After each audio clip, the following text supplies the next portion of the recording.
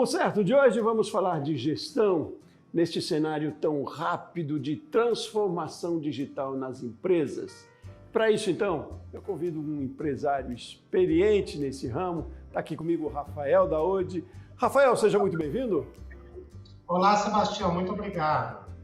Obrigado a você aí por tirar do seu tempo um pouquinho para a gente conversar, para trocar ideia, levar informação para produtores, aliás, para empreendedores, né? Empreendedores pequenos e médios aí. Rafael, antes da gente começar a conversa, queria conhecer um pouco mais de você, do trabalho que você desenvolve na empresa. Eu sei que é uma empresa familiar. Me conte um pouco mais da empresa e do trabalho que vocês desenvolvem aí, da sua trajetória. Sebastião, então, o meu nome é Rafael, eu sou o diretor da empresa Alarmvox. A Alarmvox hoje é uma empresa da área de segurança eletrônica, voltada hoje para o foco de portaria remota.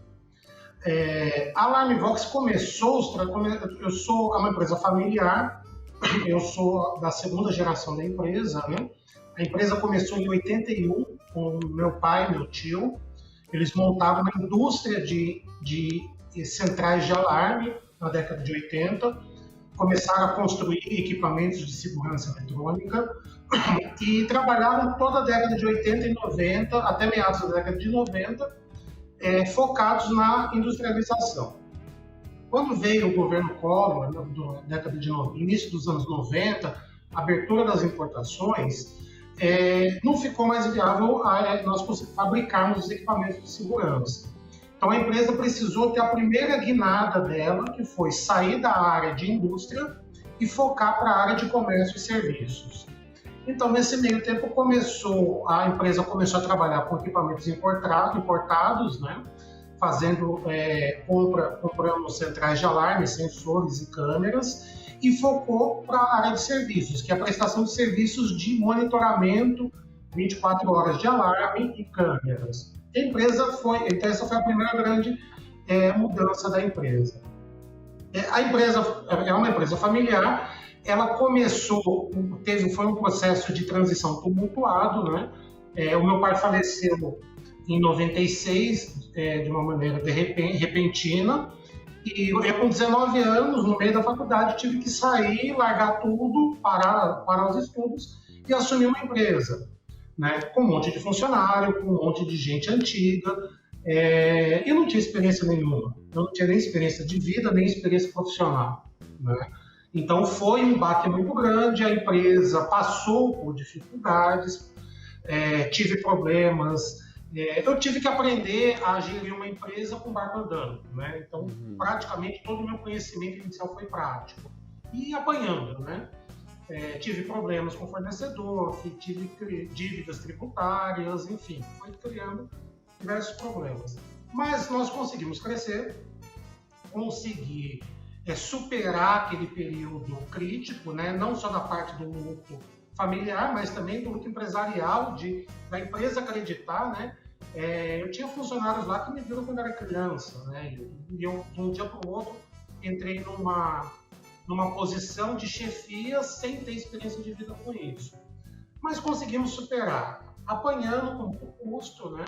Conseguimos fazer, a empresa conseguiu ir trabalhando, passou por um período muito crítico com a questão financeira, tributária, mas superamos, né? Fui estudar, fui atrás de novas tecnologias e conseguimos fazer essa transição.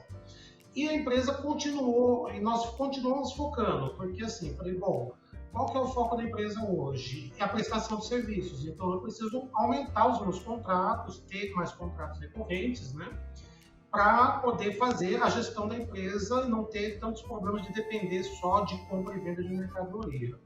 E a empresa fez, então com isso eu investi em tecnologia, naquela época, em meados da década de 90, não existia informática, o computador estava começando a surgir, era tudo muito caro, não existia software, todos os processos eram em papel, né?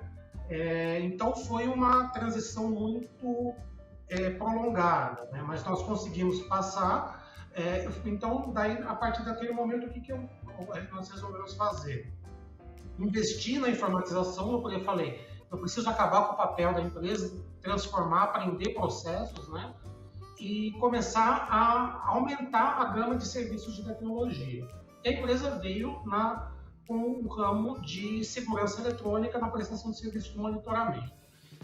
Depois, passada a fase inicial de turbulência, começamos a entrar num processo de crescimento, da meados da década de 2000, mais ou menos, né? Pegamos um boom quando a economia estava crescendo, conseguimos recuperar, equacionar a questão tributária, equacionar a questão de dívidas, né?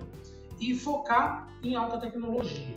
Bom, nós entramos na parte de investimento de software de gestão, softwares de atendimento, e começamos a modernizar a central de monitoramento de alarmes e segurança. Então isso daí nós viemos aí de 2010, isso daí durou até mais ou menos 2010, né? E daí de 2010 até 2013 nós começamos a nos preparar para o segundo salto da empresa, que foi o salto para a portaria remota. Isso calhou muito, Sebastião, também com um salto tecnológico que o Brasil começou, que o mundo começou a passar, né?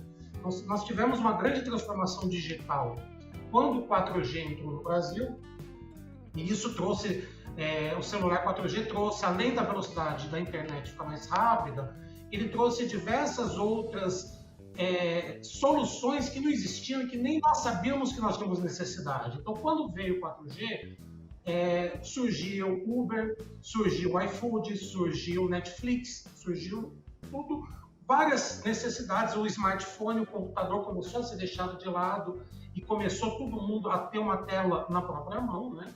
O WhatsApp, a comunicação ficou cada vez mais instantânea. Isso preparou a empresa para a segunda transformação dela, que foi migrar da área de segurança, não migrar, mas a área de segurança eletrônica. Surgiu a necessidade de os condomínios clientes nossos de formatar um serviço nosso que é a portaria remota. Então, com a integração, com a experiência da área de segurança eletrônica, da tecnologia que nós adquirimos e com as tecnologias do 4G que surgiram, foi conseguir formatar um serviço de portaria remota de atendimento de condomínios. Que foi a segunda grande transformação da empresa a partir de 2014, que é o que está caminhando até hoje, com investimento em alta tecnologia, para garantir um serviço de qualidade e redução de custo para os condomínios. Não, é muito interessante ouvir seu relato, a sua história, né? Porque tem aí elementos que são essência do empreendedorismo, como a persistência de vocês aí e a capacidade de superar desafios, né, até financeiros, o seu primeiro de inexperiência. E aí eu pergunto, Rafael, onde foi o grande acerto de vocês, além da persistência, já é um acerto, mas em termos de ações mesmo, em termos de gestão, para vocês chegarem à situação de hoje, que vocês estão, felizmente, estabilizados hoje, né? E enfrentaram várias mudanças tecnológicas, inclusive. Onde foi o grande acerto? Olha, primeiro fui conhecer todos os pontos da empresa. Então, eu fui trabalhar em todos os pontos, desde aprender a instalar uma câmera até fazer o atendimento do alarme, fazer o atendimento comercial, atendimento financeiro. Eu precisava dominar todos os processos para poder contratar colaboradores para fazer a empresa funcionar. Então, o grande acerto foi, eu acho que foi no começo de 2011, 2012, eu fui fazer um curso do Sebrae chamado Empretec, onde eu abriu minha cabeça para poder fazer aquela questão de descentralizar as ações dentro que estavam tudo comigo e começar a investir em recursos humanos. Então, nós investimos em tecnologia e investimos em pessoas, né? Não adianta ter grande tecnologia se as pessoas que estão ali comandando não estão integradas e não estão acompanhando conosco, né? Então, a chave toda é fazer o investimento em tecnologia e em pessoas, né? Pessoas são fundamentais, né? Que é onde toda coisa vai... Apesar de nós sermos uma empresa de tecnologia, tem pessoas por trás. Então, essas pessoas têm que estar capacitadas, têm que crescer e têm que conhecer a empresa, o objetivo para caminhar junto. Tem que estar engajada, né, Rafael? A gente tem falado muito sobre isso aqui, que não é discurso, não. Isso não é também mais tendência, isso é hoje já, né? Mas isso é real, é um ativo fortíssimo, a valorização das pessoas, dos colaboradores, porque são os que vestem a camisa e que dão resultado mesmo, né? E a gente fala de tecnologia, está falando aqui de transformação digital, do desafio que é, e remete sempre a uma questão muito técnica e quase que fria também, né? Mas não se sustenta, né, Rafael? Como você diz aí, sem ter a gestão de pessoas. Mas como é que você percebeu isso? Como é que se deu isso? E que procedimentos vocês tomaram para entender de que a gestão de pessoas aqui, apesar de lidar com algo tão técnico, era muito necessária? Teve algum ponto, algum sintoma, alguma indicação que vocês dizem, é por aqui o caminho? Então, quando nós quando a empresa investiu na área de portaria remota, foi uma demanda dos nossos clientes, que já eram os condomínios que nós atendíamos, que veio com essa necessidade. Eu falei, puxa, eu já trabalho com segurança, eu trabalho com controle de acesso, eu trabalho com transmissão de dados, VoIP, né? Agora eu vou fazer um atendimento de porteiro. A pessoa fala, eu vou tirar um porteiro lá da portaria do prédio e vou trazer para cá. Então, eu tive que começar a capacitar e falar, gente, eu preciso, esses colaboradores, a empresa começou a crescer, né, o quadro de colaboradores, e esse treinamento, porque você não pode tratar o colaborador como uma pessoa que já está apertando um botão, né? Ela tem que entender o processo e tem que entender que ela está prestando um serviço para alguém do outro lado, né? Então, foi onde a gente falou, vamos humanizar o trabalho, apesar de trabalhar com alta tecnologia, vamos fazer um trabalho de humanização e de investimento, né? Então, você tem que investir, as pessoas têm que se requalificar. Eu tinha funcionários antigos que já vinham desde o começo, que foram trabalhando para se qualificar e entrar nessa nova tecnologia, nessa nova onda tecnológica, né? Mas basicamente é qualificação, né? É qualificação, é conversa, tá sabendo conversar, ouvir os funcionários, ouvir as dores dos clientes, é um aprendizado contínuo, né? Então, que você precisa fazer para que a coisa não fique estagnada, né? Mas a grande questão quando veio foi justamente quando eu precisei entrar nessa área de portaria, que eu falei, não, a gente precisa sair da questão só de controlar botões e aqui, que agora a gente vai começar a atender pessoas. Então, vamos começar a qualificar e treinar os colaboradores, os atuais e os futuros, né, para que esse trabalho de atendimento ao cliente fosse humanizado. Eu nunca quis que tivesse aquele trabalho, daquele telemarketing 0800, que a pessoa fica com um script engessado, né? São pessoas, tanto de um lado quanto do outro, né? Então, é tratar pessoas e qualificar pessoas. Maravilha, fico feliz que você tenha tido essa percepção, né? E eu vou fazer um intervalo rapidinho, Rafael, e no próximo bloco a gente vai falar dos resultados disso também, né? Porque esse tratamento, essa relação humanizada, relação de trabalho humanizada, tem resultado, dá para medir, isso, né, é comprovado, isso é receita também no final das contas, né? Rafael, vamos fazer um intervalo rapidinho, a gente volta com o Rumo Certo daqui a pouquinho, tá bom? Convido você aí de casa também para continuar com a gente, fazemos um intervalo rapidinho, Rumo Certo volta já já.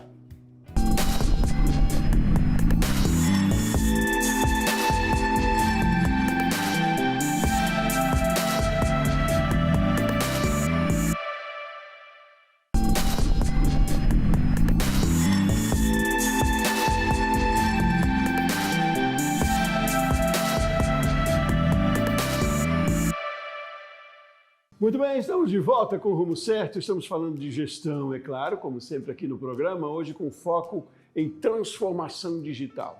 Eu estou conversando com um empresário experiente no assunto, está aqui comigo o Rafael Daoud. Rafael, continuamos a nossa conversa?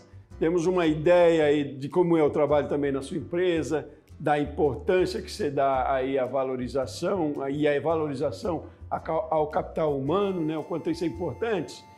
E eu queria sair um pouco desse conceito e dessa definição de valorização para resultado mesmo, né?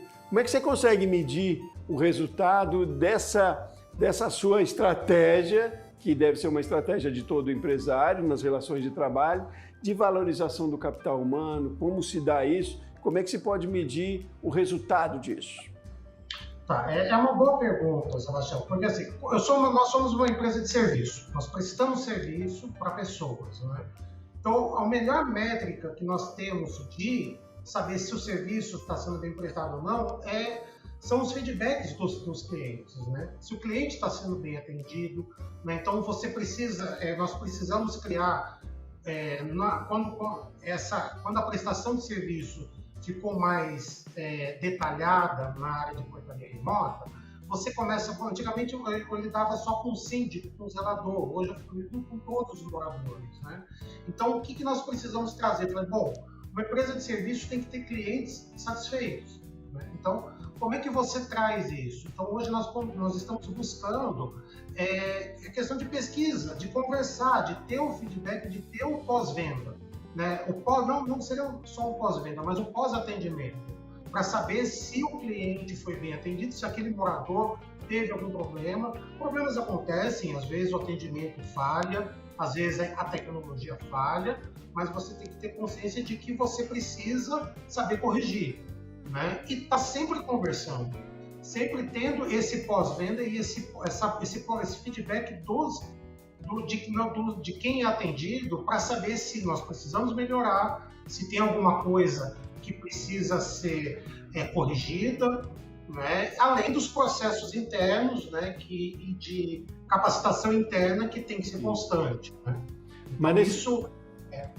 Mas nesse processo de observar, de ter métricas, eu digo com o cliente, como é que vocês usam a tecnologia? É esse processo que a gente vê em muitas corporações, eu digo isso por conta disso, de muitas corporações, muitas empresas, grandes bancos, por exemplo, onde a gente, cliente, se relaciona, e é uma dificuldade, apesar da facilidade tecnológica, porque é desumano, né? Se fala com robôs, se fala com números e mais números e mais números.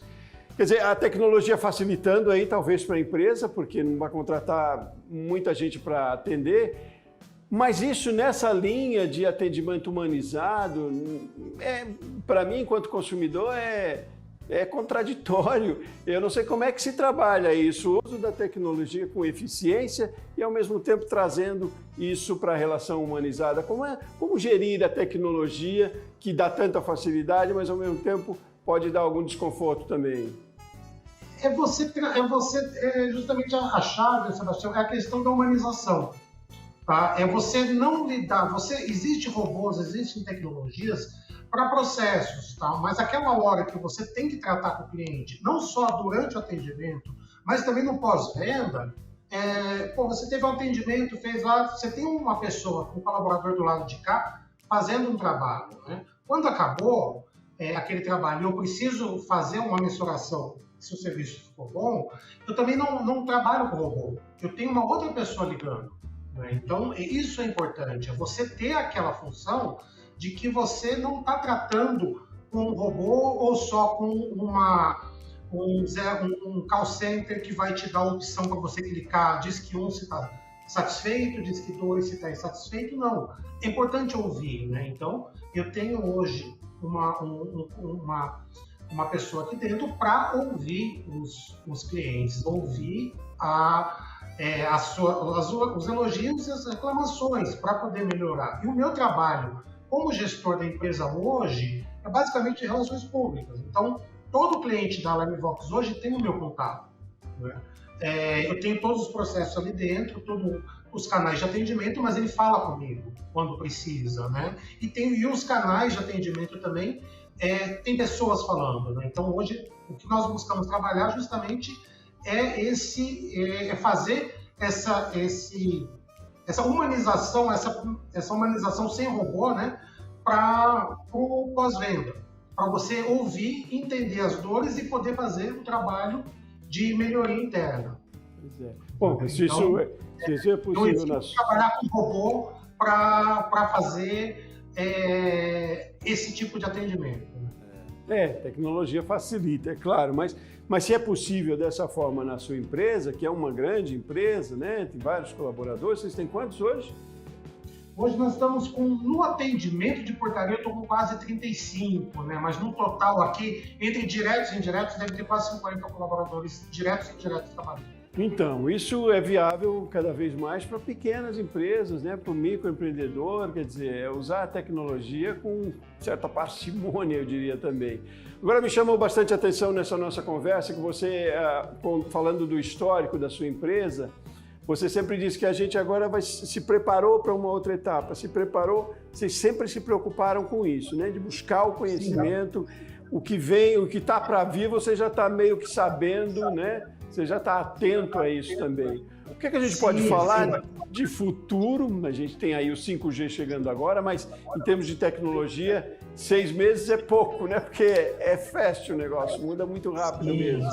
Como gerir isso, cara? Com essa velocidade toda, hein, Rafael? Como gerir um negócio nesse sentido? O 5G vai ser a grande revolução, né? Que eu tinha comentado um pouco atrás ali, né? O 4G trouxe tecnologias que hoje são indispensáveis, mas que há 10 anos atrás nós nem imaginávamos que existiam, né? Que eu falei, Netflix, Uber, Airbnb, iFood, tudo isso surgiu com o 4G. O 5G que está entrando, vão surgir novas tecnologias que muitas vezes nós ainda nem sabemos, né? Muito se fala de carro autônomo, de atendimento autônomo, mas eu acho que tem muita coisa a mais para vir. Então, qual que é o papel do empreendedor aqui? É estar antenado, é estar sabendo ouvir, sabendo conhecer, discutindo, ouvindo o que está acontecendo no Brasil, o que está acontecendo no exterior, o que essas tecnologias estão surgindo e como aplicar para o seu modelo de negócio. Com a internet 5G você tem níveis de velocidade muito maiores, você consegue, muita gente vai conseguir fazer uma operação, operar uma pessoa, mesmo o médico vai conseguir operar uma pessoa à distância, né? Então, ver ficar antenado com essas ferramentas para você trazer para a sua aplicação, mas sempre, nunca perdendo o foco de que uma empresa de serviços, que é o nosso caso, trabalha com pessoas. Nós trabalhamos com pessoas e para pessoas. Então, usar a tecnologia para isso. Não, e é curioso também, porque a sua formação não é na área de TI, né? A gente fala, você está lidando muito com tecnologia, mas isso é interessante. Humanas, né? Pois é, isso é interessante demais a gente saber de que é viável, é possível. Aliás, é necessário a gente hoje se inserir no mercado de tecnologia, nessa transformação toda, independente da área, do segmento que você lide, né, Rafael? É possível e necessário para todo mundo, né? Como é que você vê dessa forma? Então, um gestor hoje, Sebastião, ele não precisa, por exemplo, eu não preciso, que eu falei, eu sou da área de humanas, eu vim de uma formação humanitária. Eu não preciso entender o código-fonte do aplicativo para saber se a coisa está funcionando assim, ou como é que ela vai funcionar, mas eu tenho como gestor, como líder da minha empresa, eu tenho que saber que existem aquelas ferramentas e como contratar as pessoas ou as empresas para servir aquela tecnologia para nós. Né? Então, como hoje a tecnologia é uma coisa muito ampla e cada vez mais complexa, né? O gestor tem que saber contratar pessoas e aplicativos e softwares para atender o seu modelo de negócio. Né? Quando eu comecei lá atrás, com 19 anos, eu adorava abrir computador, aprender a mexer, formatar, instalar software. Hoje eu falo, gente, hoje não é, o foco não é esse. O meu foco é entregar um produto, entregar uma solução. Né? Então existem soluções hoje de WhatsApp, existem soluções no Telegram, então vamos procurar fornecedores e parceiros aqui no Brasil, no exterior, que possam nos ajudar a entregar um produto final. E sempre capacitando toda a equipe interna. Né? E questões técnicas também não são empecilhos para desenvolvimento de projetos nenhum, né? Porque a gente tem hoje também formas de se qualificar, né? Você fez referência, inclusive, ao Empretec também, que lida de tudo um pouco, com questões técnicas e também com questões mais pessoais, né? Mas o que a gente tem é disponível no mercado, sim. A gente, se não souber resolver, a gente tem onde buscar, né?